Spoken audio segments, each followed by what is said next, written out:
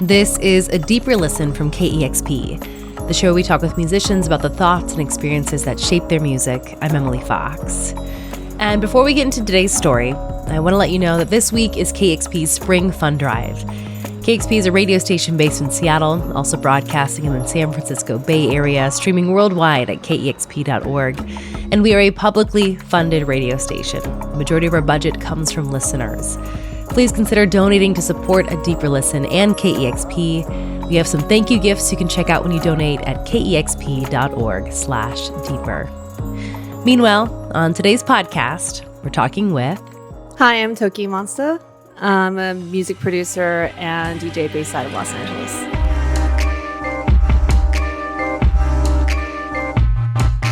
Jennifer Lee released her first album under the name TOKiMONSTA in 2010. Around that time, she signed to Flying Lotus's Brainfeeder record label and became the first woman to join that label.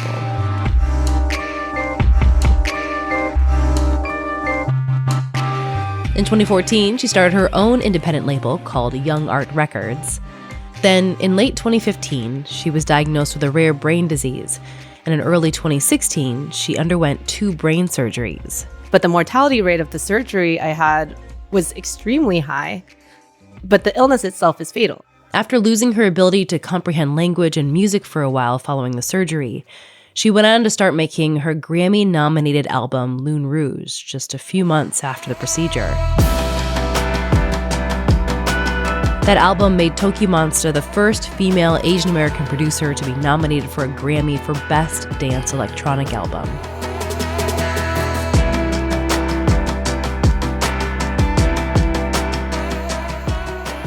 TOKiMONSTA is now out with her 7th studio album. It's called Eternal Reverie. It's an upbeat record featuring lots of guest vocals, including one track featuring Anderson .Paak. I feel like I'm on something when I'm on you. I ain't got smoke nothing. I just gotta roll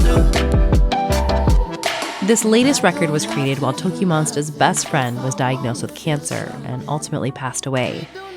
I asked TOKiMONSTA about how her friend informed this latest record and how TOKiMONSTA's own health crisis informed how she cared for her friend. But first, she talked about how this album is tapping into the idea of her inner dreamer. I wanted to sort of revisit who I was 15 years ago when I first started releasing music as TOKiMONSTA. I was carefree. There was no pressure. I never thought I would be doing music as a career. And I think over the years, you'll find this with many musicians and you'll hear them say, yeah, it's tiring. I'm burned out. There's so much pressure. And that takes away a lot of the magic from the beautiful side. And that is the creation of music. So I think with this, it was really a form of therapy to kind of look backwards and be like, who was I when life wasn't lifing so hard, as they would say,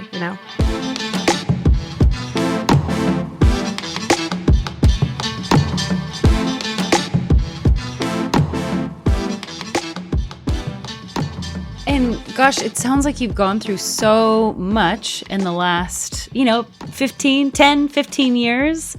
Lately, I understand this album was slated to initially be released last November. But in September, you announced that you'd be canceling your tour and postponing the album release. And then October, the following month, you announced that you had lost a very close friend to cancer and had spent the time, away from music, being with your friend full time in her final month of life. And I'm wondering, could you tell me a little bit more about Regina? Regina was my best friend. She was my confidant. She was more than a friend. We would often use this term, chosen family. As adults, we can choose who we let into our lives and who we want to guide us and be our companions. And Regina was very much that. Losing her was very devastating. It is still devastating. I'm still mid-grief. Yeah. And making that decision it was easy. Without a doubt, I would do that over and over again because my career, these things, they can come back. There's always a possibility that if I made a poor decision in that regard, I could figure out a way. But I was never going to get my friend back. At the point that I had made that decision to cancel my tour, I already knew we weren't going to have her for much longer. So I'm very grateful that I was in a position to make these big decisions and, shepherd my best friend to whatever the next phase is. And to have her surrounded by the people she loved the most at this time where it was very bad. Her situation, the way that she passed, was not easy. And so it was the least I could do. And yeah, it's made me reflect on so much. And this album wasn't initially about her passing. This album started before she was even diagnosed with cancer, which is what she passed of. In the middle of this album, she had got diagnosed, and within 6 months, she had passed. And so that experience is very much intertwined with this album, whether I want it to or not. So I think being able to share it with everyone allows me to process, because there's a lot of grief that forces you to go inside and away. There's a lot of it where it could be this deep, sticky pit where you don't really want to be around people or talk about it. And I'm using this album to force myself to see a path forward, because I know that's what she would want. I mean, the fact that, you're like, this album wasn't written specifically about this experience, but obviously there's going to be an impact. And, I know that you dedicated your song For You to Regina.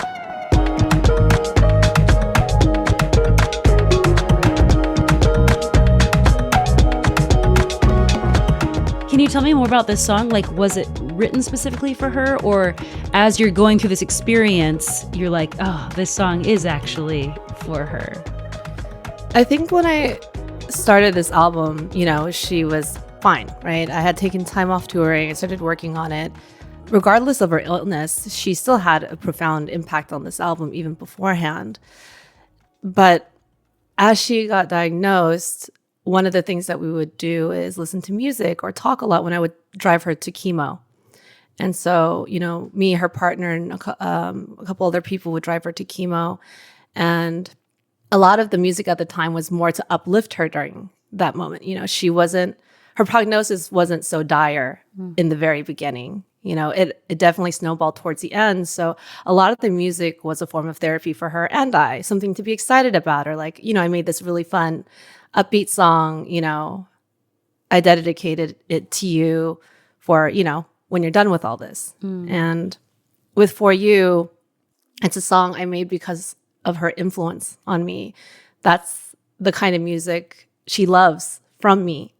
And I think that once she passed, it only made sense to formally make this song for her. And that's where the title came from. It wasn't called that before.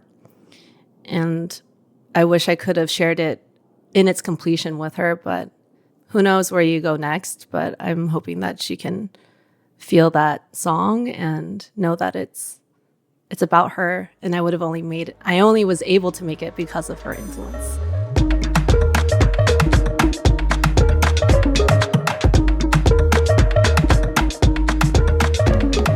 Do you feel like there are other tracks on this record that are kind of similar, where they are for her, or you hear them a new way after experiencing, what you went through with Regina? I think every song has a component of that. For You is one of the ones I finished a bit later. So I was able to kind of put the bells and whistles on it as I knew that there wasn't much time left. I think a more positive instance of this is the song Corazon. And that track uses this sample I found on a record that I picked up in Brazil, in Sao Paulo.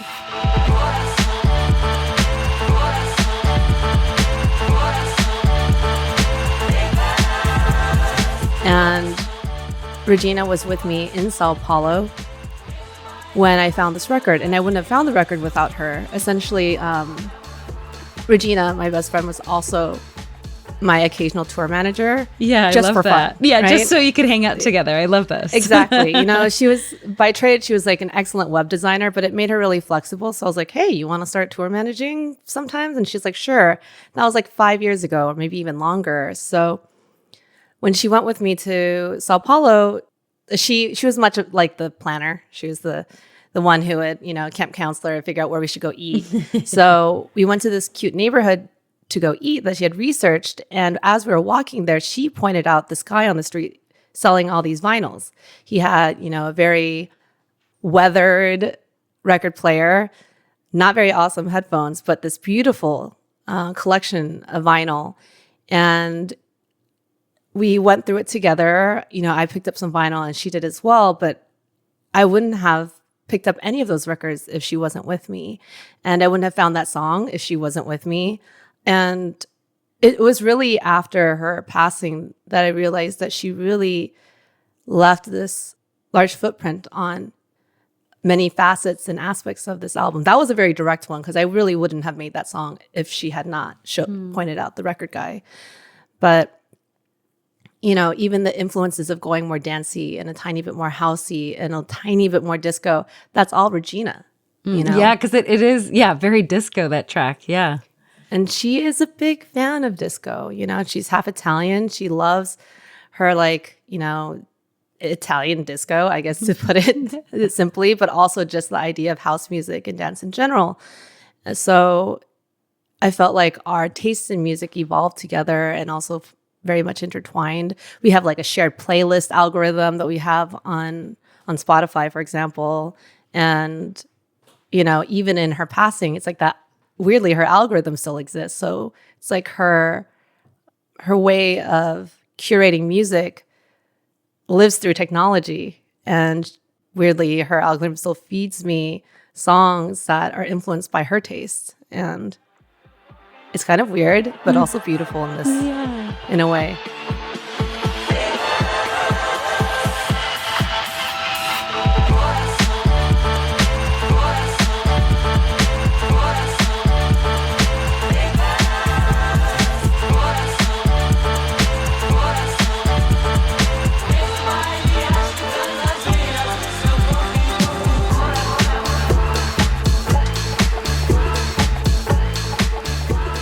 I was realizing, you know, what you did for your friend, and then I was reflecting back on what you went through 10 years ago. You know, you were diagnosed with a life-threatening brain condition in which you had to decide to either risk having like a stroke or an aneurysm at any point or undergo 2 brain surgeries, and you chose the brain surgeries. But at the time, you told very, very few people around you what was happening. You know, and then you went on like 2 to 3 months later to perform at South by Southwest and Coachella and started making music again. But again, like when you're doing all these big performances, like no one in the audience knew what had just happened to you. You know, you were fairly private about what was happening at the time.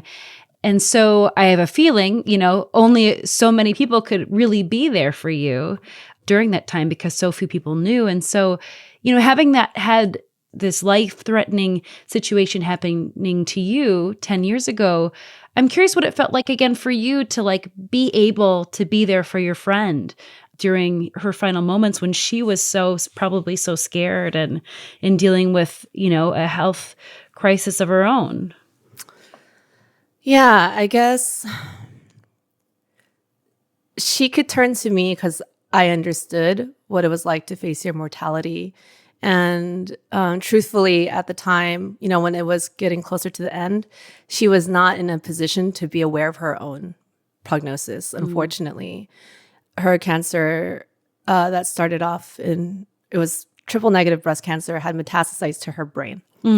And so as that was happening, before we sort of lost her in her most conscious form, we were able to talk about it. She was able to be like, do you understand what this feels like? And I was like, yeah, I totally understand what it feels like for your brain to glitch, you know? And I could provide her that knowingness and that solace and that a way to relate, because brain illnesses are so complex and strange in what they do to you and how you view the world or not view the world or understand yourself or what's going on. You know, cognition and your sense of consciousness is very important. So it was great to be able to support her in that way and be like, yeah, she's like, you went through a crazy medical thing. I was like, yeah, I did. So I'm going to hold your hand through this as well as best I can. Unfortunately, what I learned is when I went through my own medical drama, facing my own mortality, it was scary, but there was a sense of I need to figure out how to make it through this. And I believed in myself enough to make it through all of the procedures and after effects and all those things to get to South by Southwest and Coachella just a few months later. In the case with my friend Regina, there was nothing I could do to help. Yeah. And that's what makes this experience so much more harrowing. For me, I don't know. I don't know what you call it, manifesting or whatever. I truly just knew that I was going to make it to all those shows I had planned. That's why we didn't cancel any of them. But the mortality rate of the surgery I had was extremely high. But the illness itself is fatal. So I just put my bets on, I think I'm going to do okay. And I truly believe that. But with my friend, no matter how much I willed her being okay or finding a way to keep her for a little bit longer, it was just the next worst thing would happen. Another thing would happen. Another thing would happen. And I felt so beat down by that experience. And truly, I'm still processing what that felt like to try so hard and to believe so hard and to not have it work out. It was tough.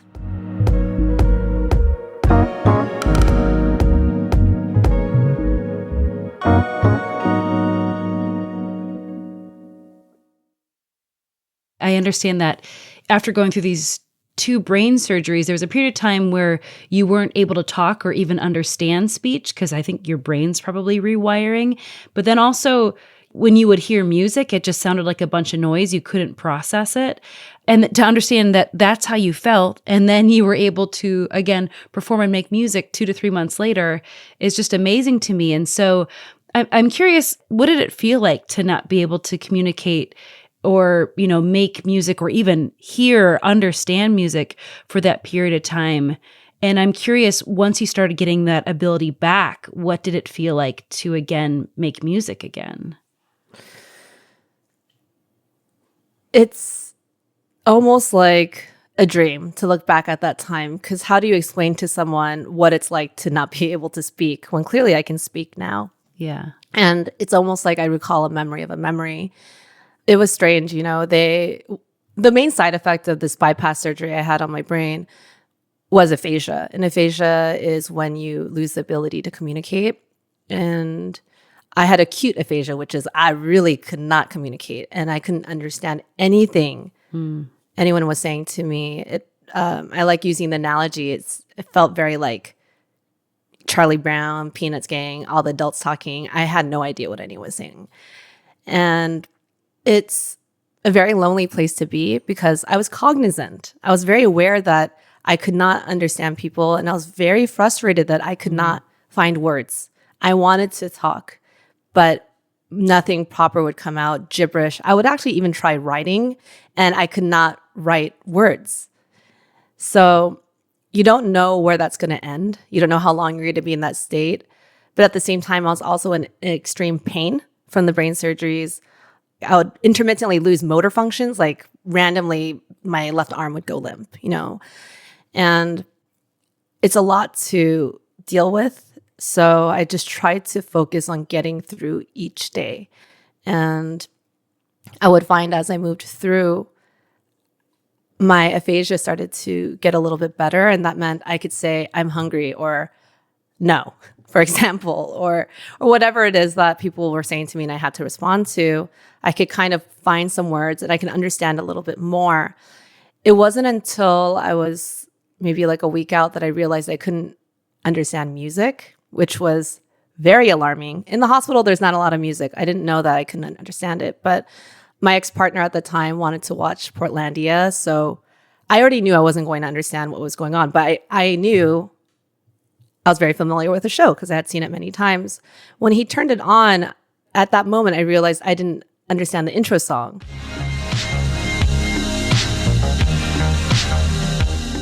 Portlandia has a very iconic intro song, and It's what I know very well. It did not register. At that point, I was alarmed because this was a new side effect that I was not warned about and that I was not aware of that was going to happen to me. So it was not okay. And at that point, I realized that I couldn't listen to any music. In fact, music was not something I even wanted to listen to because it sounded so harsh and metallic. My brain couldn't process music, possibly because it is almost like a language, you know? There's ways in which people understand music and people don't understand other types of music. And my brain couldn't process any of it. So as my language was improving, I became even more aware that the music was not coming back. I could be in the car. I wanted to be in silence. I don't know if prior to that time I was aware of how much music fills up our world, whether it's, you know, elevators or someone playing some rap song in the car or a little girl singing in the street. All of that was gone. All I was surrounded by was noise. But then you ultimately were able to make this album, Lune Rouge. So like, was it just your brain just needed healing and things were able to come back to normal? Or what? Yeah. How were you able to eventually make music again after having that experience? So just like with language, I gave myself time and I tried to remove the pressure of getting to that end goal, which is to be back to normal. As I waited with the music, it just started to soften. So this harsh noise would settle and these beautiful melodies started to become apparent again. And the beat started to become apparent again, kind of like, I don't know, a flower growing in the desert. It just started emerging from this barren, sad noise. And I wrote it out because I could tell that it was changing. I can tell day by day I was starting to hear melody again. However, that did not mean I was able to make music again. So at the point that I thought I could understand music like I used to, I attempted to work on a beat. I was like, all right, it's been time. Let me open my laptop and see if I can make anything. It turned out I couldn't.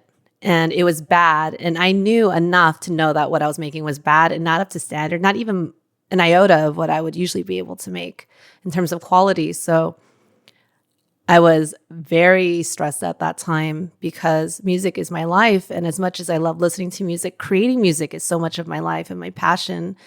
I live for music. What am I going to do if I can't make or create? And so I had done what I did previously, which is to just release it for a moment and not to put that pressure on myself. And I just closed that laptop and I put it away. Maybe about a week later, I opened it back up again. I'll say, round 2, let's try, Jen. You know, you can do this. And it was beautiful. I was fully back to making music that I thought was incredible, that gave me energy, that really made my heart feel full. And that song is called I Wish I Could and ended up being on Lune Rouge. So that song was the very first song I was able to make after my surgery.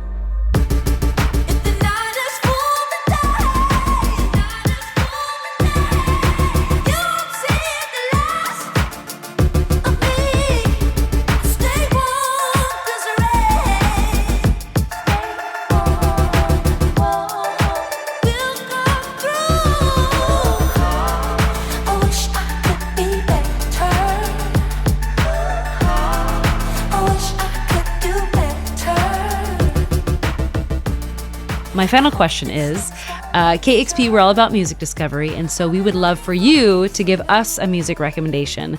What's a song that you think everyone should hear, a song that like you have loved throughout your life or you're just really digging right now? Oh, I have so many of those. Let me think. Okay, so an artist I love and I think is super incredible is Rosette, Rozet. I'm releasing her music actually on Young Art, but this isn't just a plug. It's because I only release the music because I love it so much. And she's an example of an artist that was on a major label and it didn't serve her or her artistic vision. And the work she ended up putting out on Young Art is so vastly different than I think what the major was trying to push. And it's so cool. And the message is so, it's like dance, ballroom. She is also an incredible dancer, but the message in her lyrics, if you want to listen to it, are also very deep and healing, but it's on a ballroom beat, you know, and it's her in a club. You can imagine all these people voguing. It's lively and special. So I'm really grateful to just be a part of this process. But honestly, I'm just a big fan of her music. And I feel like everyone should check out the song Shadow Work by Rosette. These big rolls, ho, ho, ho. Pay for your surgery, new brain chemistry. Who this? I'm not your enemy, no diss. Track, let's get to the root of the pain and look at that shadow. Work. See my shadow. Work. See my shadow. Work. Look at my shadow. Work. Well, I've been speaking with TOKiMONSTA. Her latest album, Eternal Reverie, was released on March 7th. She'll be playing at Numos in Seattle June 6th and 7th, and The Independent in San Francisco on June 13th and 14th. Thank you so much for your time today and for sharing your story. Thank you so much, Emily. I really appreciated speaking with you today.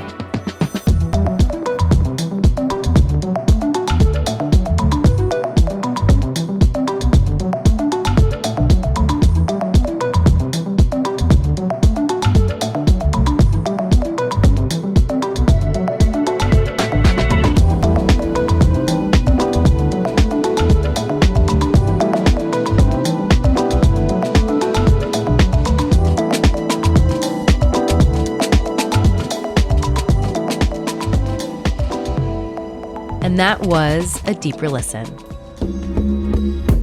A Deeper Listen is brought to you by KEXP, a publicly funded radio station based in Seattle. We've been an independent radio station for more than 50 years because we rely on a beautiful funding model. The people who listen give. It makes us independent on real humans instead of big corporations.